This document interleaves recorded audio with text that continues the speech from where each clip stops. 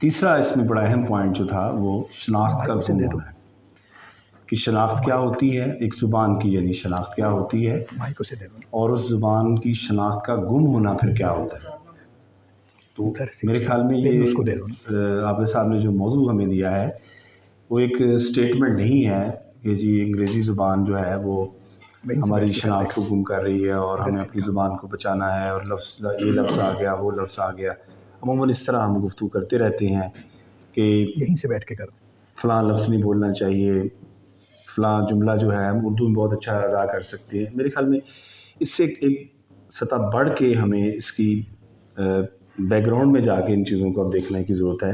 جو یہ موضوع میرے خیال میں آج کا تقاضا کر رہا ہے۔ سب سے پہلے استعماریت، اس کو بلاؤ نہیں، یہاں بٹھا دیں۔ آپ سب جانتے ہیں کہ استعمار جو ہوتا ہے وہ کوئی بھی ایسی ایڈمنسٹریٹو پاور جو ہے وہ کسی آبادی کو اپنے عملداری میں لے آتی ہے اور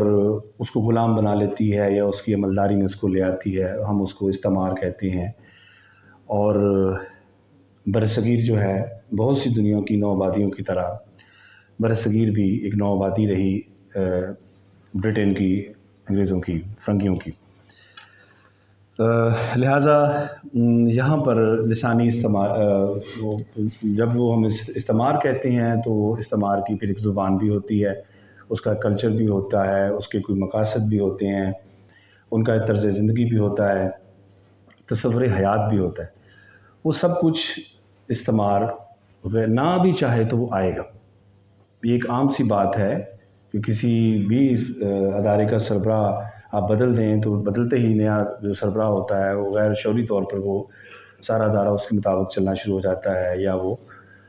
اس کی جو پرائرٹیز ہیں وہ نافذ ہو جاتی ہیں۔